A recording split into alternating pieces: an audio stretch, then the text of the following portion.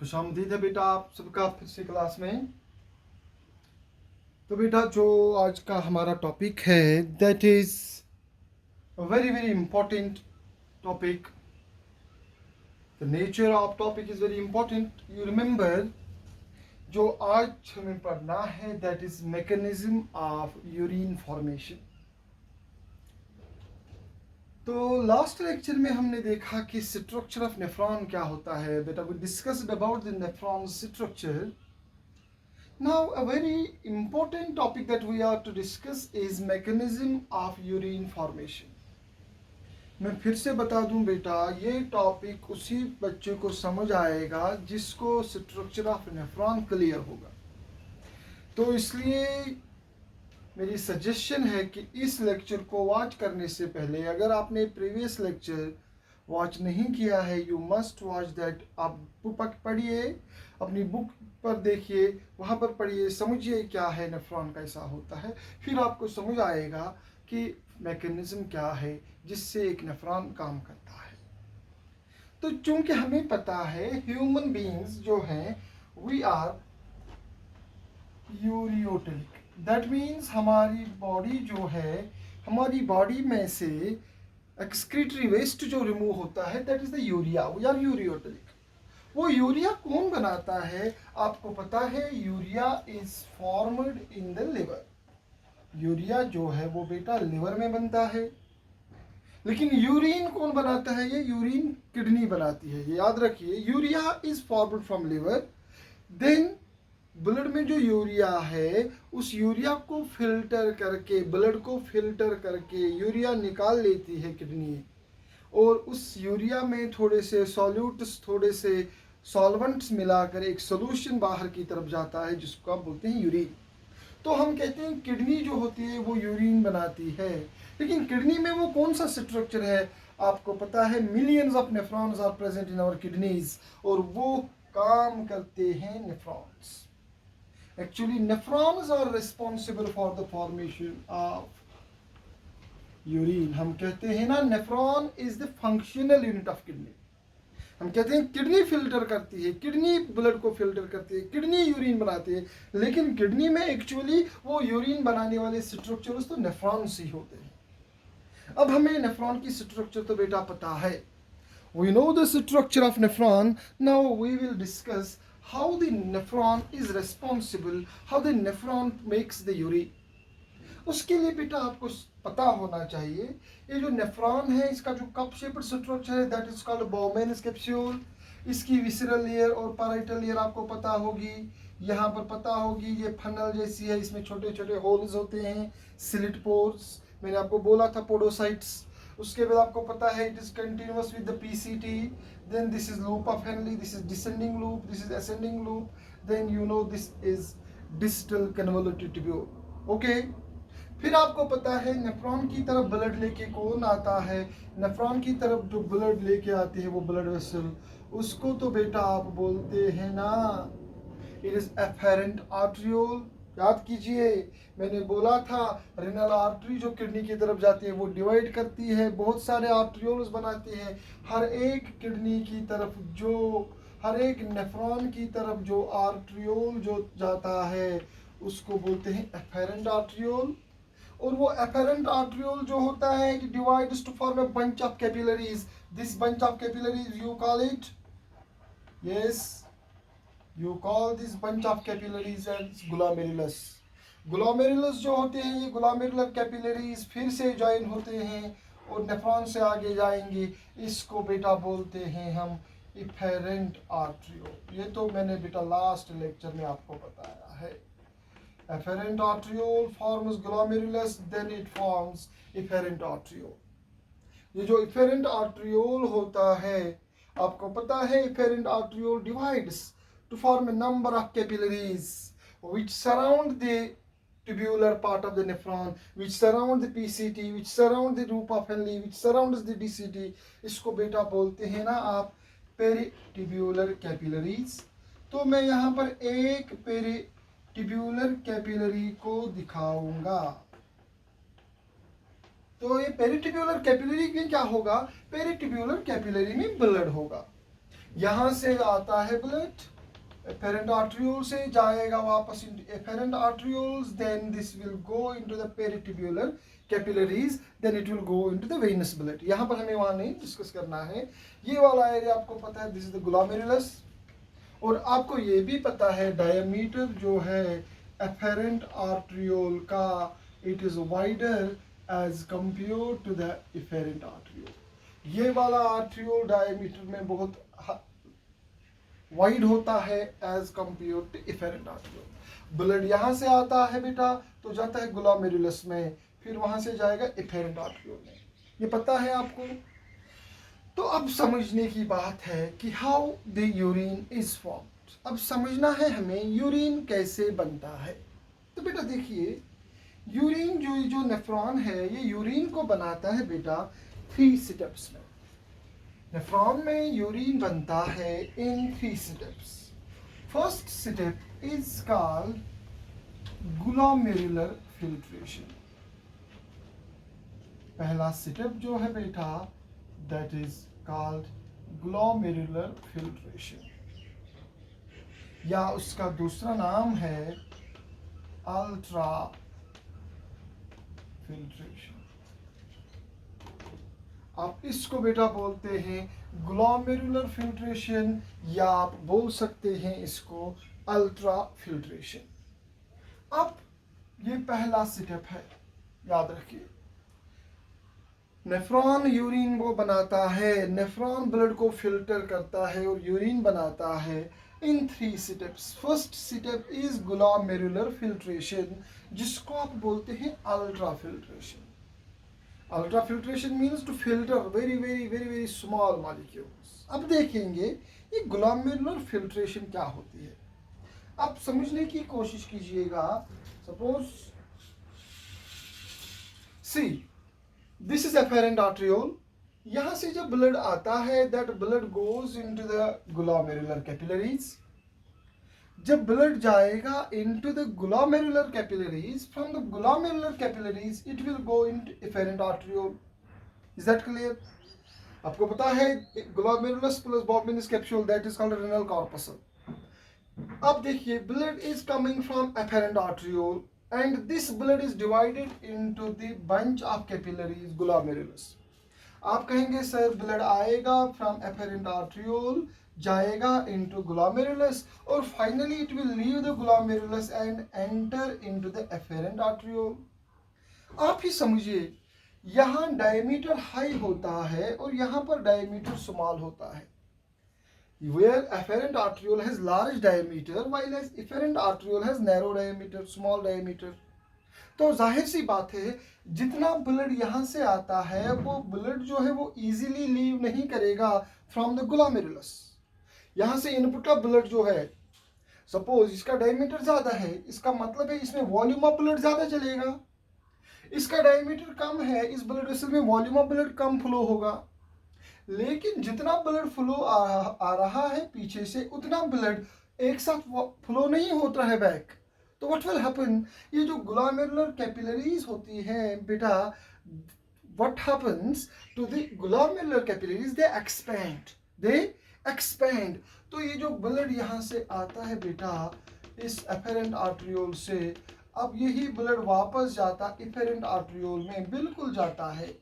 लेकिन चूंकि efferent arteriole का डायमीटर हाई है, ज्यादा है, ये चौड़ा है जबकि ये नैरो है, तो क्या होगा, जितना ब्लड यहाँ से आता है कंटिन्यूअसली उतना सारा वॉल्यूम ऑफ ब्लड यहाँ से वापस नहीं जाएगा.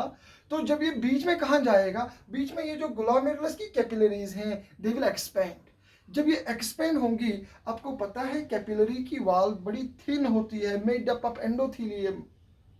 तो what will happen, the solutes and solvent, blood में जो सॉल्वेंट है मेनली वाटर, वो वाटर इन ग्लोमेरुलर कैपिलरीज से लीक हो जाएगा और उस वाटर के साथ जो भी सॉल्युबल सब्सटेंसेस होंगी, जो स्मॉल होंगी, जो इन कैपिलरीज के थ्रू क्रॉस होंगी, कैपिलरी की वॉल को क्रॉस करेंगे, उसमें क्या होगा, उसमें होंगे साल्ट्स, उसमें होगा सोडियम, उसमें होगा पोटेशियम, उसमें होगा क्लोराइड. Is that clear? और उसमें होगा यूरिया। इसी तरह से क्या होता है बेटा, ये अमीनो एसिड्स, इसी तरह से वाइटामिन्स, इसी तरह से बाइकार्बोनेट्स। जो भी ब्लड में साल्ट्स होते हैं, जो भी ब्लड में आयन्स होते हैं, जो भी ब्लड में जनरली विटामिन्स होते हैं, पर्टिकुलरली वाटर सॉल्युबल वाइटामिन्स, वो वाइटामिन्स और वाटर के साथ वो salt, particularly sodium, particularly chloride, particularly urea, amino acids, ये भी ब्लड वाटर के साथ लीक हो जाएंगे इस ग्लोमेरुलस से।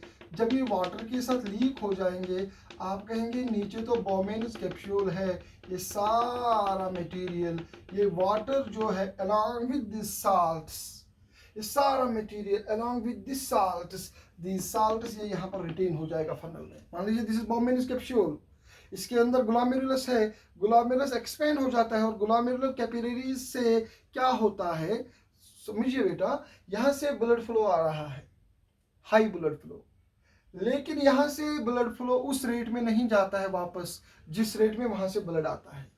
तो बीच में ये जो ग्लोमेरुलस है, इसकी कैपिलरीज एक्सपेंड हो जाती हैं। जब ये एक्सपेंड हो जाती हैं तो ग्लोमेरुलर कैपिलरीज के में छोटे छोटे पोर्स पड़ जाते हैं। उन कैपिलरीज से ब्लड में जो वाटर होता है along with some salts, along with some amino acids, along with bicarbonates, along with urea, वो सारे सॉल्यूट्स बाहर आ जाते हैं, फिल्टर हो जाते हैं और समा जाते हैं, जमा हो जाते हैं इस कप में, जिसको आप बोलते हो बोमेनस कैप्सूल, जिसको आप बोलते हैं फनल। अब इसमें जमा हो गए। अब ये जो बन गया, क्या मैं कहूँगा, ये यहाँ पर ये जो नीचे बन गया, ये एक किस्म का फिल्ट्रेट बन गया, तो इसको मैं बोलता हूँ बेटा ग्लोमेरुलर फिल्ट्रेट। क्या बोलूँगा बेटा इसको, glomerular filtrate. So what is glomerular filtrate? Glomerular filtrate is the filtrate which is formed as a result of filtration in the glomerulus. Now you may be asked in the NEET, what is the source of, what is the cause of glomerular filtration? The cause of glomerular filtration is the wider diameter of afferent arteriole and narrow diameter of efferent arteriole. उसी की वजह से जो यहाँ stretching हो जाती है, expansion हो जाती है वाल्व्स में। अब ये जो यहाँ पर फ्लूइड बन गया, this is called glomerular filtrate. आप कह सकते हैं सर ये जो ग्लोमेरुलर फिल्ट्रेट है, it is almost similar to the plasma. जैसे ब्लड से आप निकालिए कॉर्पसल्स, आप कहते हैं उसको प्लाज्मा। मैं कहूँगा बेटा glomerular filtrate is similar to plasma, except जो लार्ज प्रोटीन्स होते हैं, फैट्स जो होते हैं, वो कैपिलरीज को क्रॉस नहीं कर सकते। तो ये जो नीचे फिल्ट्रेट बनता है ये प्लाज्मा ही होता है, but minus proteins plus lipids. Proteins और लिपिड्स जो होते हैं इसमें नहीं होता है, बाकी सब कुछ वही होता है जो प्लाज्मा में होता है। आप कहेंगे why not plasma, why not proteins and lipids? Because lipids and proteins जो हैं they are very large sized, they will not cross the wall of the glomerular capillaries. glomerular capillaries कितनी भी expand हो जाए, normally proteins वहाँ से पास नहीं होंगे। हाँ, कभी कुछ प्रॉब्लम हो जाती है, कुछ एरर हो जाता है, कुछ डिस्टर्बेंस होती है नेफ्रॉन्स में, डिजीज हो जाती है, उस वक्त प्रोटीन भी पास होता है ग्लोमेरुलर फिल्ट्रेट में, और यूरिन में प्रोटीन दिखता है जिसको हम बोलते हैं प्रोटीन यूरिया। वो हम यहाँ नहीं पढ़ेंगे, तो लेकिन आपको याद रखना है कि normally the composition of glomerular filtrate is similar to the plasma except it does not contain proteins and lipids. So this is the first step in the formation of urine. तो यूरिन बनने का पहला step जो है that is the glomerular filtration. इसमें क्या होता है, वाटर के साथ small molecules solutes pass on हो जाते हैं इनटू द बोमेनस कैप्सूल। अब इस कप में जमा होते रहेंगे। तो याद रखिए 125 ml of glomerular filtrate is formed per minute। एक मिनट में 125 ml of glomerular filtrate is formed in 2 kidneys. अगर देखा जाए तो बेटा एक दिन में 180 लीटर्स ग्लोमेरुलर फिल्ट्रेट बनाती है किडनीज। हमारी किडनीज जो होती हैं इनमें 24 घंटे में अगर देखेंगे there is capacity that they can form 180 litres of glomerular filtrate per day, और यू कैन से एक मिनट में 125 ml ग्लोमेरुलर फिल्ट्रेट किडनीज में बनता है। अब याद रखिए, अब आपसे कहेंगे कौन सा प्रेशर है, कौन सा कॉज है which is responsible for the formation of this glomerular filtrate. आप कहेंगे sir this pressure is called glomerular filtration pressure, glomerular filtration pressure, जिसको हम शॉर्ट में बोलेंगे GFP, glomerular filtration pressure. It is the pressure which is responsible for the formation of glomerular filtrate. अब आपसे पूछा जाएगा ग्लोमेरुलर फिल्ट्रेट बनने के लिए वो जो प्रेशर यहाँ पर क्रिएट होता है, बोमेन्स कैप्सूल के अंदर जो ग्लोमेरुलस होता है उसमें एक प्रेशर क्रिएट होता है ताकि एक फिल्ट्रेट बन जाए। यहाँ से ब्लड आता है लेकिन यहाँ से उतना ब्लड लीव नहीं होता है, तो बीच में ये जो ब्लड होता है ये एक्सपेंड करता है इस ग्लोमेरुलस को और वहाँ से एक फिल्ट्रेशन हो जाती है। ये जो ग्लोमेरुलर कैपिलरीज होती हैं वो एक्सपेंड हो जाती है और वो जो प्रेशर होता है which is exerted by the blood that is called glomerular filtration pressure. तो can we say it is the pressure which is responsible for the formation of glomerular filtrate? Yes. But you will be asked, is there any other pressure responsible? Yes. There are two other pressures responsible for the formation of glomerular filtrate. देखो बेटा, ये Bowman's capsule है, Bowman's capsule में अब ये plasma है,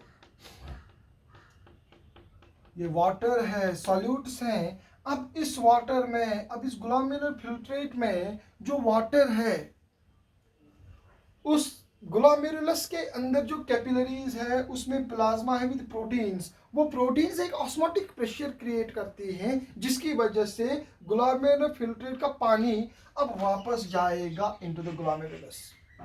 जितना glomerular filtrate बनता है, the glomerular filtrate which is formed, some of the glomerular filtrate goes back into the glomerulus because of the osmotic pressure created by the proteins present in the glomerulus.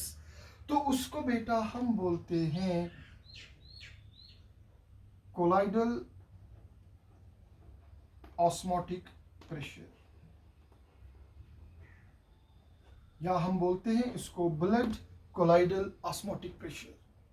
तो आपसे पूछा जाएगा blood colloidal osmotic pressure क्या ये favour करता है glomerular filtration को या अपोज? तो आप कहेंगे ये अपोज करता है, फेवर नहीं करेगा। दूसरा एक प्रेशर है, जब आप देखेंगे ग्लोमेरुलर फिल्ट्रेट यहाँ पर बनता है, यहाँ पर पानी जमा हो गया, some of the water which is present in the Bowman's capsule has the capacity, आपको पता है water has always the capacity to move from high concentration to low concentration। तो ये जो water है it will have the capacity to move from high potential to low potential, और थोड़ा सा पानी जो इस Bowman's capsule में है, Bowman's capsule में जो ग्लोमेरुलर फिल्ट्रेट है उसमें से थोड़ा सा पानी वापस जाएगा ग्लोमेरुलस में, उसको बेटा हम बोलते हैं हाइड्रोस्टैटिक प्रेशर। पानी का जो प्रेशर है ग्लोमेरुलर फिल्ट्रेट में जो ब्लड वाटर है वो प्रेशर थोड़ा सा एक्सर्ट करता है। क्या करता है? उस प्रेशर की वजह से ग्लोमेरुलर फिल्ट्रेट का पानी वापस जाएगा ग्लोमेरुलस में। दूसरी बात देखो बेटा, यहाँ पर समझिए, you consider this is glomerulus की कैपिलरी है, ये ग्लोमेरुलस की कैपिलरी है, ये नीचे समझिए ये है Bowman's कैप्सूल। समझिए बेटा that this is the glomerular filtrate, यहाँ से बाहर आ रहा है वाटर और salts due to this pressure that is called glomerular filtration pressure. लेकिन आपको पता है प्रोटीन्स बाहर नहीं निकलते, ये जो प्रोटीन्स इस ग्लोमेरुलस में रहेंगे वो प्रोटीन्स क्रिएट करेंगे एक ऑस्मोटिक प्रेशर जिसकी वजह से ग्लोमेरुलर फिल्ट्रेट में से पानी वापस जाएगा अंदर। तो हम कहेंगे ग्लोमेरुलर फिल्ट्रेट की कंसंट्रेशन कम होगी, इसीलिए मैं कहता हूँ ये अपोज करता है।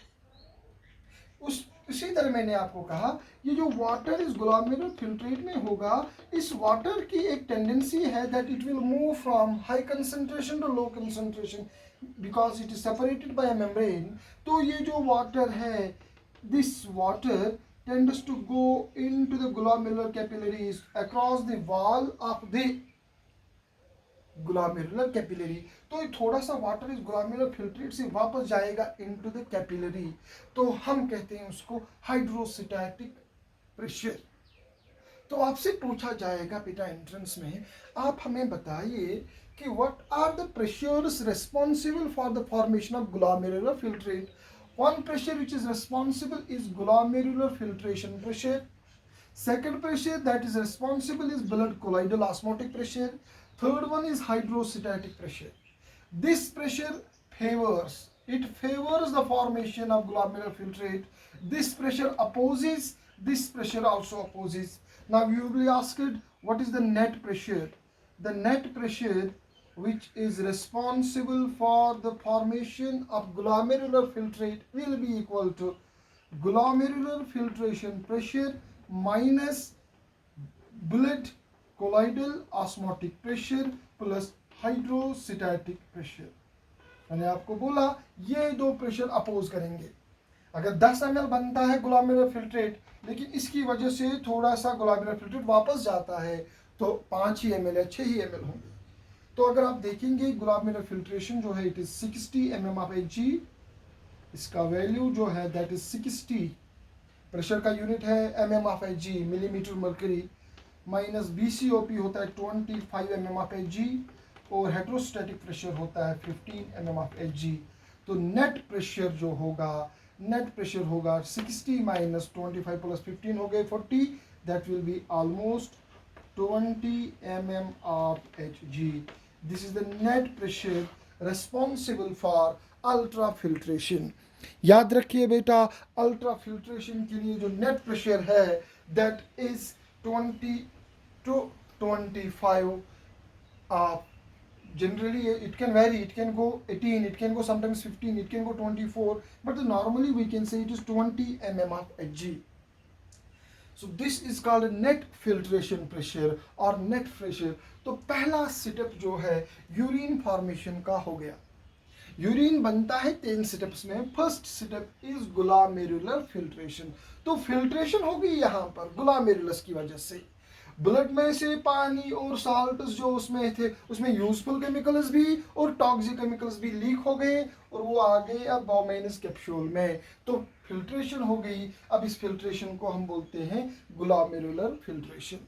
अब इस ग्लोमेरुलर फिल्ट्रेशन के बाद जो दूसरा स्टेप है, लेकिन आपको याद रखना है ये जो ग्लोमेरुलर फिल्ट्रेट अब ये बॉमेनस कैप्सूल में है।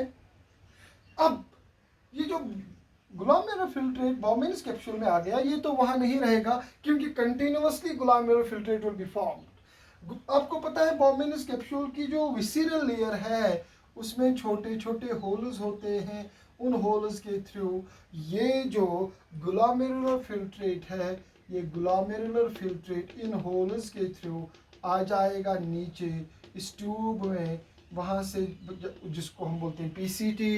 ये फिल्ट्रेट जो है अब ये आएगा पीसीटी में, पीसीटी के बाद जाएगा डीसीटी में।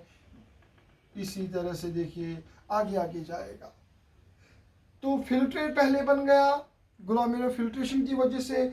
अब वो फिल्ट्रेट पहले बॉमेनस कैप्सूल में था, अब बॉमेनस कैप्सूल से निकल के वो आएगा क्योंकि यहाँ होल्स होते हैं। अब वो जाएगा पहले पीसीटी में, उसके बाद लूपा फेलनी में, उसके बाद डीसीटी में और फाइनली वो बाहर जाएगा ये फिल्ट्रेट।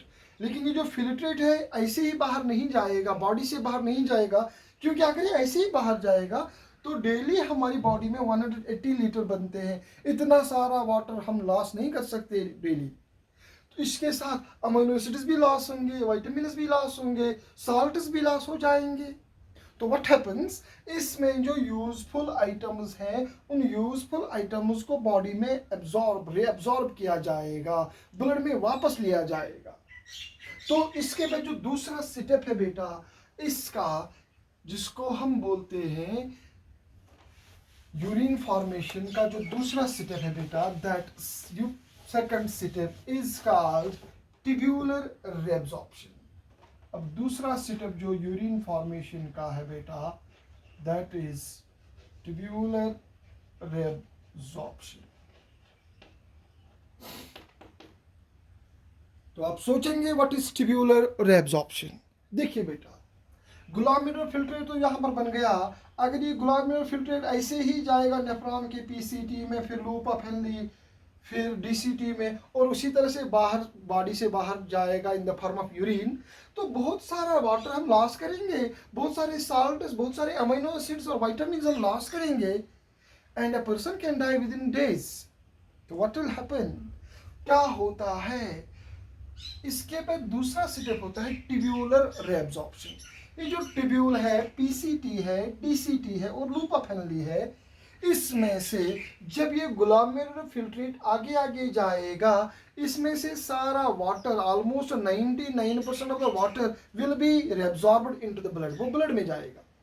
इसमें से most of the salts will go into the blood, amino acids will go into the blood. उस प्रोसेस को हम बोलते हैं ट्यूब्यूलर रेब्जॉर्प्शन। आप कहेंगे कैसे? देखो बेटा, ये एफेरेंट आर्टरियोल, इसने यहाँ पर डिवाइड कर दिया, बना दिया ग्लोमेरुलस, यहाँ से बन गया इफेरेंट आर्टरियोल। अब आपको पता है इफेरेंट आर्टरियोल जो होता है, it divides into many blood vessels, capillaries, जिनको हम बोलते हैं पेरीट्यूब्यूलर कैपिलरीज। इस ट्यूब्यूल के साथ ये कैपिलरीज होती है। मैं यहाँ पर एक कैपिलरी दिखा रहा हूँ जिसको मैं बोलता हूँ बेटा पेरीट्यूब्यूलर कैपिलरी। तो ये जो पेरीट्यूब्यूलर कैपिलरीज होती हैं, they are in close contact with the PCT, loop of Henle and DCT.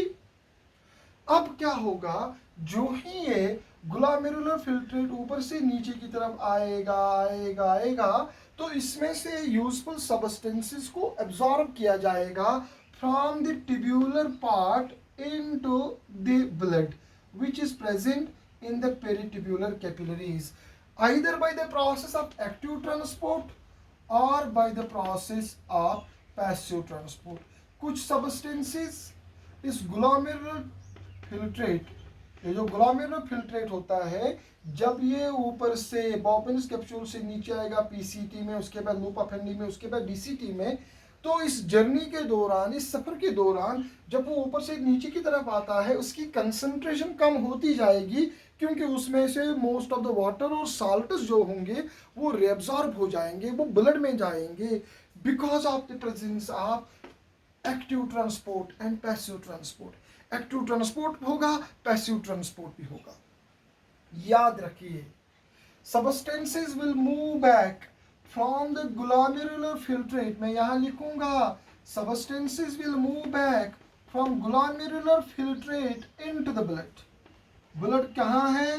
Blood है यहाँ पर पेरीट्यूब्यूलर कैपिलरीज में।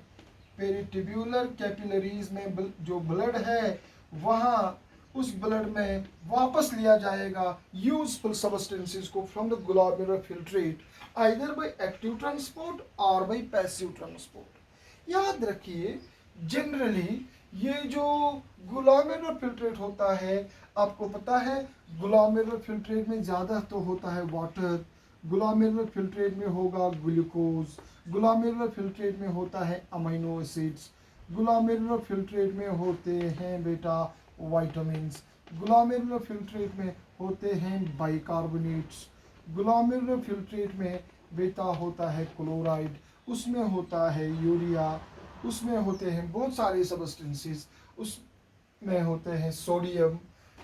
तो याद रखिए, remember this, water, glucose, amino acids, vitamins, sodium, they are generally, see यहां पर मैं लिखूंगा वाटर, क्लोराइड, यूरिया।